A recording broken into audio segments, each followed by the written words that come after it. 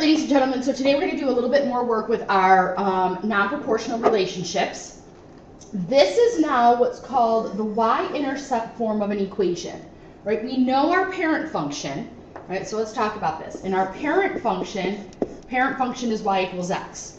We know that means it goes through the origin, which means my b, which we'll talk about in a second, would be 0, and my, my vertical stretch or compression would be of 1. So what we're doing is in this equation, m we already know stands for slope, right? Our vertical compression or stretch. And b, I don't know why they call it a b, I don't, but b is going to be we're referring to that as our y-intercept. So in our parent function, it goes through 0 and it goes up 1 over 1. So if I look at this equation then, we have here, right, my slope is the number that's in front of x, 3/2. My y-intercept would be at 0, -3, because it's a negative. So what I want you to do is I want you to put that into your calculator. And what I did is when I put it into my calculator and I pulled up a table of values to be able to graph, it's going to give you some decimal ones, so I just picked out the whole number ones. So we have -2, -6, 0, 3, 2, 0, 4, 3. Now I'm going to graph them. So -2, -6, 0, sorry, that should be a -3. 0, -3, 2, 0, and 4, 3.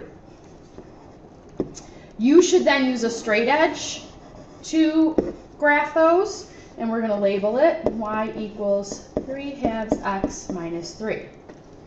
Right 2 points, this line passes through, so I'm just going to pick, these two, the bottom ones, just because, and use them to calculate the average rate of change. So we know the average rate of change is the change in the y's, 3 minus 0, divided by the change in the x's, 4 minus 2, so 3 over 2, which matches, right, average rate of change and slope are the exact same thing.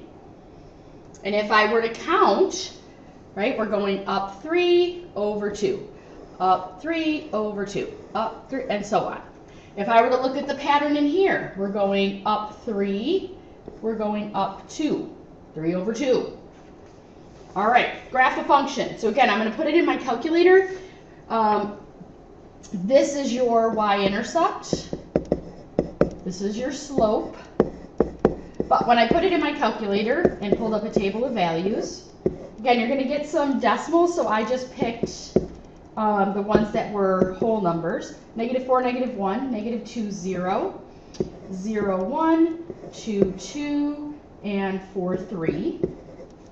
I'll graph those. -4, -1, -2, 0, 0, 1, and 2, 2, and 4, 3. So again, when you use a nice straight edge, should be much better looking than mine. And if you look, if you're comparing the two functions that we just did, right, this one has a much bigger vertical stretch than this one, because this is ends up being a number bigger than 1, and this is a number less than 1. All right, calculate the average rate of change of g from x equals -4 to x equals 2. So from my table of values, we're talking about this point, and we're talking about this point. So I'm going to do my changes in my y's, 2 minus -1, over the changes in the x's, 2 minus -4. 2 minus a -1 is 3. 2 minus -4 is 6. Reduces to 1/2. So again, they match. We're just trying to get you to see that a little bit here, hopefully. All right, let's try one more, and then I'm going to have you guys try one on your own. So graph y equals -2x minus 4. I'm going to pull up a table of values, which I just did in my calculator. So -2, -1, 0, 1, 2. This ended up being, this was 8, this was 6, this is 4, this is 2, this is 0. So -2, 8, is way up here, negative 1, 6, 0, 4, 1, 2, and 2, 0. So notice this is a decreasing graph because my slope is negative, right? But there still is a vertical stretch because it's a number bigger than 1. And we're just going to label it. Y equals negative 2x plus 4. All right, so I want you guys to try number 6. Pull up a table of values, graph it from there. All right, any questions? As always, bring them to class, and have a good night.